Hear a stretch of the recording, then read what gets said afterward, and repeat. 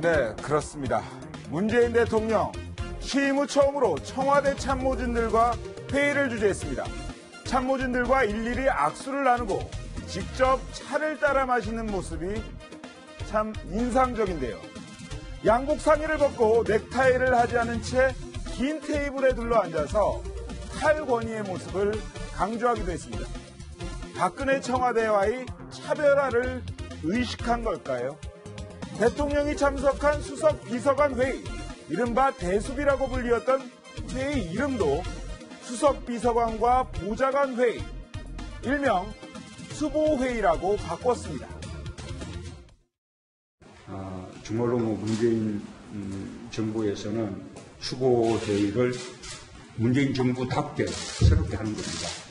이 수보회의는 대통령 지시사항을 전달하는 회의가 아닙니다. 그냥 다 함께 공유하고 토론 통해서 결정하는 회의. 그런데 오늘 회의에서 눈에 띄는 점이 또 하나 있었습니다. 박근혜 전 대통령이 2013년 취임 이후에 총리, 장관들과 처음 가졌던 국무회의와 다른 점, 여러분 느끼셨습니까? 오늘 회의에선 대통령 말씀을 받아 적는 참모들이 없어졌습니다. 문 대통령이 받아쓰기를 없애고 미리 결론 내기 없고 계급장 없는 회의, 이른바 산무회의를 제안했다고 합니다. 반면 박근혜 정부에선 회의 시간에 대통령 말씀을 받아 적느라고 참모들이 말할 시간조차 없었다고 하는데요. 오죽하면 적어야 살 수 있다, 적자 생존이란 말까지 등장했을 정도였습니다. 박 전 대통령에게 부메랑이 되어서 결국은 돌아온 안종범 전 청와대 정책조정수석의 수첩도 대통령의 말씀을 열심히 받아 적느라고 생겼던 습관으로 보이는데요. 문 대통령의 소통 행보, 광화문에도 등장을 했습니다. 바로 이곳 서울 세종로공원에 설치된 광화문 1번가입니다. 지난 대선 기간 동안 정책 제안 사이트로 이름을 날렸던 문재인 1번가가 오프라인 소통 창구로 진화한 건데요. 오는 7월까지 새 정부에 바라는 국민들의 바람을 취합할 예정이랍니다. 그런데 소통만큼 중요한 것은 실천입니다. 국민들의 진심이 담긴 의견과 제안이 국정 운영에 많이 반영될 수 있는 그런 나라가 됐으면 좋겠습니다. 거기다 제주 좋네요. 홍길동인 것 같습니다. 광화문 광장도 왔다 갔다 하고 스튜디오도 왔다 갔다 하고요. 훌륭하십니다. 자, 이현수 기자. 네. 문재인 정부 오늘 처음으로 수보회의라는 걸 했다는데 거기서 결정된 사항이 재밌어요. 문재인 대통령 앞으로 가족 식사비용, 관저에서 사는데도 불구하고 가족 식사비용까지 본인이 다 월급으로 결제를 해야 된다면서요. 네. 오늘 이정도 총무비서관이 사실 청와대 살림을 맡고 있는 총무비서관이 직접 브리핑한 내용 중에 이 내용이 참 재밌었습니다. 청와대에 전세를 들어오셨다고 생각을 하시라라고 얘기를 하고 문재인 대통령이 그렇게 하겠다. 저희가 전세로 들어가면 어떻습니까? 사실 집에 새 들어 살면서 전세금만 내고 그 외에 밥값이나 다른 돈은 다 저희 돈으로 쓰잖아요. 사비로 쓰잖아요. 그런 것처럼 문재인 대통령도 이게 특수활동비란 돈이 있는데요. 공무원 사회에서는 대표적인 눈먼 돈으로 불립니다. 그게 돈봉투 감찰 파문, 검찰 내에서 검사들이 만찬을 하면서 돈봉투가 오갔던 그때 그 돈도 특수활동비였는데 이 문재인 대통령의 생활에 들어가는 사비를 본인이 직접 부담하면서 이 특수활동비를 아껴서 청년 일자리를 만드는데 오히려 더 유용하게 쓰겠다라고 밝힌 겁니다. 네, 물론 이 반려동물의 밥값도 이제 문재인 대통령이 개인에게 청구하게 됩니다. 이 반려동물 토리와 찡찡이의 그 사료값인데요.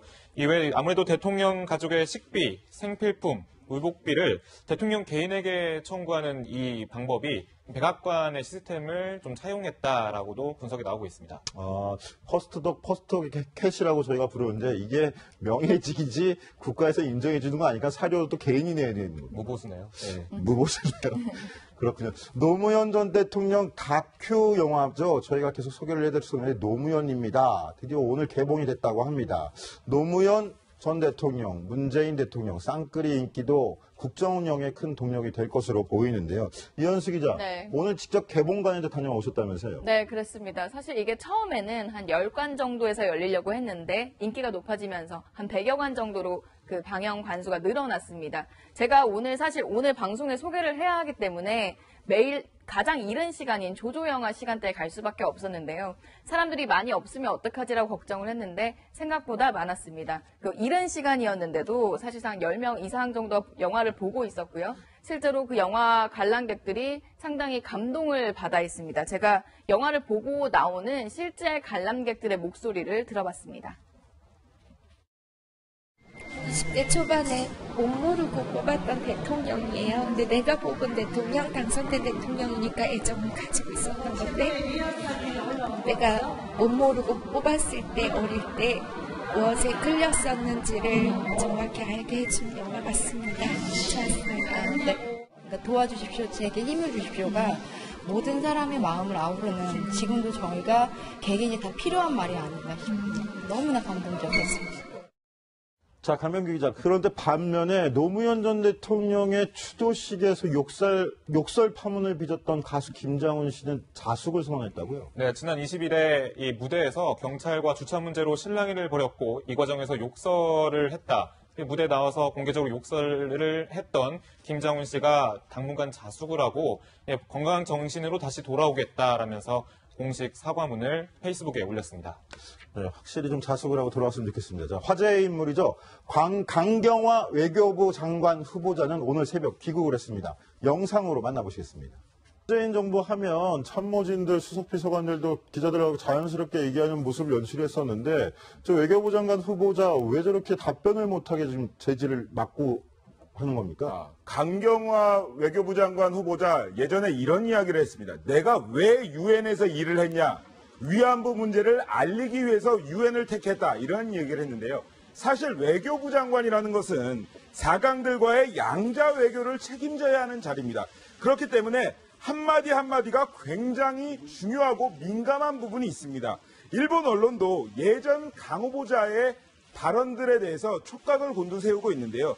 당연히 유엔에서 위안부를 알리고 싶었다. 이런 얘기는 할 수 있는 얘기입니다. 하지만 외교부 장관 위치는 다를 수도 있다. 이러한 부분 때문에 강경화 후보자 최대한 말을 아끼는 모습이었습니다. 네, 알겠습니다. 채널A 정치데스크 60초 후에 돌아오겠습니다. 덴마크 구치소에 수감되어 있는 정유라 씨 얘기입니다. 바로 돌연 송환 불복 소송을 포기해서 그 배경에 관심이 쏠리고 있는데요. 강 기자. 네. 정유라 씨 앞으로 한 달 내에 국내로 송환돼 들어온다고요? 네, 그렇죠. 한 달 내입니다. 제가 직접 어떻게 된 일인지 설명해 드릴게요. 일단 덴마크 검찰이 SNS에 이런 글을 올렸습니다. 정유라가 고등법원 항소를 포기했다. 한국으로 인도가 최종 결정됐다.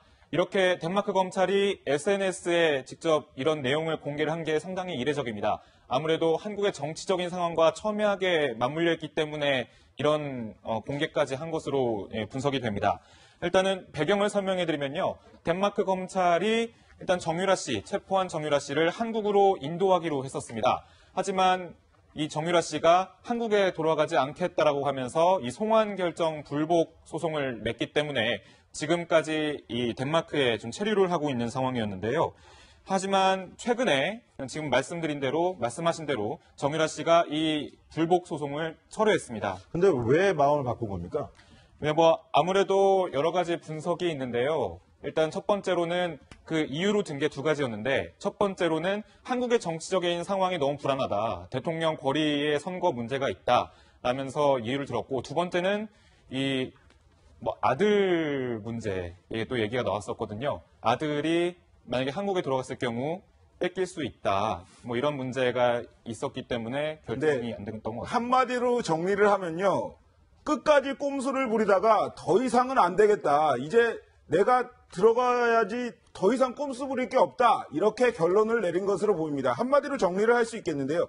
만약 본인이 한국에 들어오려고 했으면 송환 불복 소송 자체를 하지 않았겠죠. 그리고 지금 2심까지 간 상태입니다.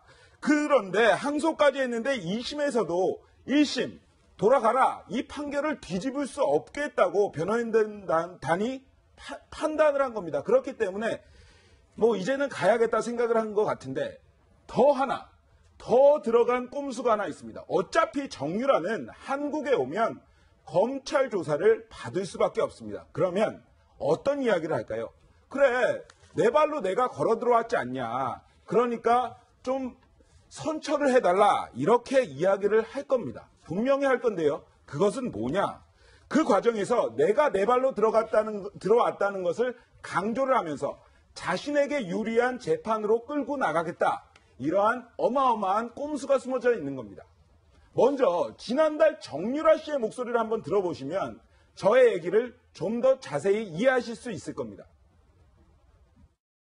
Yeah, I'm fine, but I feel a little pressed up because of my kid. I can see him only 1 week, 2 times, 1 hour, and he doesn't understand why my child is sometimes crying, and that makes me feel stressed. 네, 현지 언론과 아들을 못 보고 있는 지금 신세 한탄을 하는 인터뷰 내용이었잖아요. 그렇습니다. 아들 얘기를 하면서 결국은 국민 정서에 호소를 하려고 했습니다. 하지만 우리 국민들 더 이상은 속지 않는다 이런 것을 알았고요. 덴마크 검찰이 왜 SNS에 공개를 했겠습니까? 덴마크 검찰도 이것은 너무하다라고 판단을 한 것으로 보입니다. 자, 그러면 이현수 기자. 이 정유라 씨가 이걸 선택한 건지 엄마인 최순실 씨가 선택한 건지도 좀 궁금해요. 네. 그 최순실 씨의 변호인인 이경재 변호사랑 직접 한번 통화를 해봤죠? 네, 직접 통화를 했는데요. 우선 이번 송환 결정은 정유라 씨가 직접 내린 것이라고 설명을 하고 있습니다. 사실 그동안 정유라 씨 송환 문제에 대해서 이경재 변호사 그리고 최순실 씨 상의를 안 했을 리가 없겠죠. 이런 부분들에서 논의를 했을 텐데 이번에 최순실 씨가 유라가 들어오고 싶어 하면 이젠 들어와도 된다. 유라 의사를 존중해 주려고 한다라고 이야기를 했다고 하고요. 그리고 이경재 변호사 또한 변호인들은 지속적으로 들어와도 된다라고 얘기를 했고 들어오라고도 조언을 했고 그러나 최순실 씨가 사실 지금 최순실 씨 상황이 좋지 않은데 걔가 들어와서 뭘 알겠느냐, 걔가 뭘 안다고 라며 사실상 조금 부정적이었는데 이번에는 그래도 유라의 뜻을 존중해주기로 했다라고 하면서 사실상 송환이 결정된 것으로 보입니다. 결국은 정유라 씨의 생각을 엄마인 최순실 씨가 승인을 했기 때문에 들어오게 됐다라는 얘기인가요? 예, 그렇죠. 이현수 기자가 말한 대로 다시 정리해드리면 최순실 씨가 일단은 들어와도 된다라고 이제 사인을 보낸 거죠. 왜냐하면 정유라 씨와 이 최순실 씨 사이에 2대 학사 비리 그리고 이런 특혜 비리 여러 가지가 좀 얽혀 있지 않습니까? 그렇기 때문에 이 사전 조율 문제 그리고 본인의 진술, 본인의 혐의가 좀 더 드러나거나 자신에게 불리해진 염려가 있기 때문에 그동안 정유라 씨와 정유라 씨에게 해외에 가 있는 게 낫겠다라는 그런 생각을 할 수도 있거든요. 그렇기 때문에 다시 정리를 하자면 반대로 생각을 하자면 일단 이번에 최순실 씨가 유라의 입장을 존중하겠다. 이 말은 결국 일단은 정유라 씨가 국내에 와서 조사를 받는 게 검찰의 조사를 받는 것이 불가피하게 됐다라는 분석이 나왔기 때문으로 분석이 되고 있습니다. 자, 그럼 이현수 기자. 네. 지금 덴마크에 구금되어 있는 정유라 씨가 현지 인터뷰에서도 자기 아들 얘기를 끔찍하게 많이 했죠. 돌보는 얘기를 했는데 아들도 같이 들어오는 겁니까, 그러면? 이경재 변호사에게 확인을 해봤는데요. 같이 들어오지 않는 것으로 결정이 됐다고 자, 합니다. 아들은 두고 온다라는 네, 말씀인가요? 그렇습니다. 덴마크에 두고 오는 건데요. 그리고 지금까지도 사실상 그 덴마크 구치소에 구금이 되어 있었고요. 아들 같은 경우는 정부가 운영하는 보육원에 있었는데요. 이경재 변호사의 얘기를 들어보면 우선 정유라 씨가 한국에 좋은 일로 들어오는 것도 아니고 어린 아기까지 같이 부담을 지우는 게 사람이 할 짓은 아니지 않느냐라고 하면서 분명하게 봐야 할 건 이거다. 정유라 씨 아들은 송환 대상도 아니고 추방 대상도 아니다. 덴마크에 적법 체류를 하고 있다라는 부분을 강조를 했습니다. 사실 아들에게 죄는 없습니다. 하지만 정유라 뭐라고 했습니까? 예전에 인터뷰를 보면요. 아들 걱정이 돼서 구치소에도 못 있겠고 그다음에 아들 때문에 한국에도 못 들어온다 그랬습니다. 그런데 이제는 아들 없이 아들을 혼자 내버려 두고 한국으로 돌아오겠다? 결국 제가 생각하기에는 아버지에게 아들을 빼앗길 걱정을 하고 있는 것 같은데 이현수 기자, 그러면 돌봐줄 사람은 있는 겁니까? 네, 지금 지금까지 이제 알려진 거에 따르면 덴마크에서 구금되어 있는 동안 뭐 현지에서 도와주는 한국인 조력자들도 있었지만 그 아들은 그 덴마크 정부가 운영하는 보육원에 가 있는 것으로 사실상 이경재 변호사를 통해서 알려졌었습니다. 그리고 한국에 또 현지에 또 한국인으로 도움을 주는 사람들이 있기 때문에 아이를 두고 오는 것으로 보입니다. 자, 강병규 기자, 정유라 씨 송환 소식이 알려지면서 이제 정유라 씨 들어오면 바깥에 이제 구금돼 있지 않는 바깥에 있는 자유롭게 있는 가족들이라고 꼽아본다면 엄마랑 이혼했지만 아버지인 정윤혜 씨뿐인 것 같은데 정윤혜 씨도 이 송환 소식은 들었겠죠?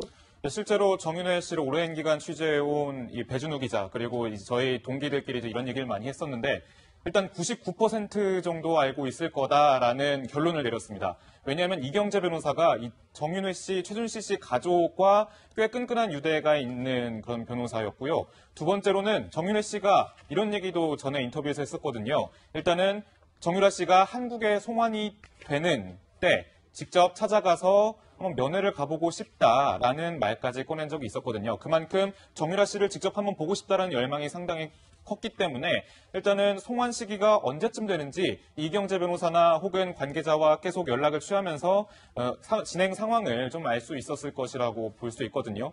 일단 이 정도로 딸에 대한 좀 애정이 되게 지극한 것으로 드러났는데 정윤혜 씨가 이 저희 채널A와 단독 인터뷰에서 정유라 씨에 대한 이런 마음을 좀 공개한 적이 있었는데 직접 한번 들어보시겠습니다. 정유라 얘기는 내가 정유라 본 지도 한 몇 년 됐고 한테도 연락할 수도 없었고 내가 알지도 못하고 전화하고 지금도 그런 상태에 지금 있고 참 안타까워. 모르겠어요. 어떻게 그냥 그만합시다. 예, 아버지이지만 현재는 엄마인 최순실 씨와 이혼한 상태이기 때문에 언급하는 거를 참 꺼리는 것 같습니다. 더군다나 정유라 씨가 본인의 친딸이 아닌 사실도 이미 알려져 있기 때문에 어떻게 대응할지 좀 더 두고 봐야 될 것 같은데요. 아무튼 간에 정유라 씨의 이 송환 소식을 최순실 씨 미리 알고 있었겠죠. 최순실 씨가 승인을 했으니까. 근데 그래서 그런 건지 어저께 법정에 나와서는 절절한 또 모정을 표현했다면서요. 네, 그렇습니다. 정말 그 두 모녀의 모습을 보면요. 이런 이야기가 생각납니다. 정말 나밖에는 모르는 사람들이구나 이런 생각이 나는데요. 사실 최순실 그리고 정유라 국정농단으로 인해서 나라를 발칵 뒤집어 놨던 사람들입니다. 하지만 국민들에 대한 사과보다는 자신들 입장만 생각하고 있습니다. 어제 열린 재판에서 최순실 이런 이야기를 합니다. 정유라의 인생은 죽었다. 어린 자식이 잘못될까봐 자기 삶을 지키고 있다. 재판장께서 그것까지 좀 감안을 해줬으면 좋겠다. 그러면서 아주 중요한 이야기를 합니다. 특검이 어린애 영혼을 죽였으면 됐지 감옥에 넣어야겠냐. 그게 시원하다면 그렇게 해라. 아주 중요한 말입니다. 감옥에 넣는 것 그게 시원하다면 그렇게 해라. 재판부도 이번 최순실 씨의 말은 귀담아 좀 들어주셨으면 하고요. 또 하나 생각할 부분이 있습니다. 이대에 들어가고 싶은 학생들이 얼마나 많습니까? 하지만 정유라 때문에 기회를 놓친 학생들도 있다. 이 부분도 최순실은 다시 한번 생각해 봐야 할 것입니다. 예, 최순실 씨가 법정에서 이런 말도 했는데 특히 안민석 의원을 저격하는 말을 했었습니다. 안민석 의원, 내 딸을 졸졸 쫓아다니며 거의 목숨을 걸은 것 같았다. 내 딸의 영혼을 뺏었다. 그리고 우리가 독일로 간 이유 안민석 의원이 내 딸을 뒤를 엄청 밟았기 때문에 한국에서 도저히 살 수 없었다. 이런 얘기를 꺼냈습니다. 안민석 의원이 저번에 조여옥 대위라고요. 이 주사제를 청와대에 투입했다. 혹은 그런 비선진료에 관한 그런 혐의에 대해서 이제 조사를 하러 직접 이분을 조여옥 대회를 만나러 직접 미국으로 갔던 그런 행동력을 보여줬었거든요. 그리고 또 최순실 씨, 그 박근혜 전 대통령 뒤에 있는 최순실 씨에 대해서 쫓기 위해서 상당 부분 이화여대도 다녀오고 뒤를 밟아왔다라고 본인이 주장을 하고 있었던 의원이었습니다. 그러니까 안민석 의원의 조사망 안에 이 딸이 괴로워하고 그리고 좀 슬퍼하는 것들을 좀 지켜보면서 그런 한탄을 좀 했던 것으로도 알려져 있습니다. 네, 또 특히 최순실 씨 같은 경우는 내 딸 정유란 죄가 없다면서 검찰을 향해서 좀 원망 섞인 이야기들을 많이 했었는데요. 재판에서 검찰이 너무 많은 의혹을 본인에게 제기를 해서 내가 괴물이 됐다 이런 이야기도 했었고요. 뭐 검찰이 엮었다, 그래서 부도덕한 사람으로 몰아갔다, 박근혜 전 대통령까지 끌고 들어왔다. 사실상 죄가 없는데 검찰이 죄를 만들고 자신을 몰고 갔다고 사실 검찰을 비난하는 발언을 많이 했었습니다. 검찰을 향한 불만과 딸에 대한 모종을 드러낸 최순실 씨, 지난 1월 특검에 출석하던 모습이 떠오르는데요. 당시 영상 잠시 보시겠습니다.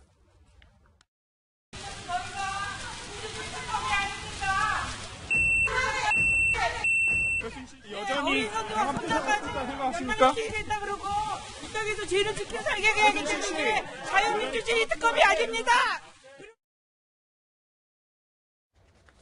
자, 최순실 씨 딸의 송환 소식을 들으면서 신경변화도 있을 거고요. 좀 전에 전해드렸던 영상은 최순실 씨가 지난 1월에 특검에 출석하면서 자신이 억울하다고 저렇게 소리를 지르는 거고, 옆에 계시던 청소부 아주머니가 한마디 거기다 거들면서 욕을 하던 모습이었는데, 자, 저랬던 최순실 씨가 신경변화도 좀 생기지 않겠습니까? 네, 그렇습니다.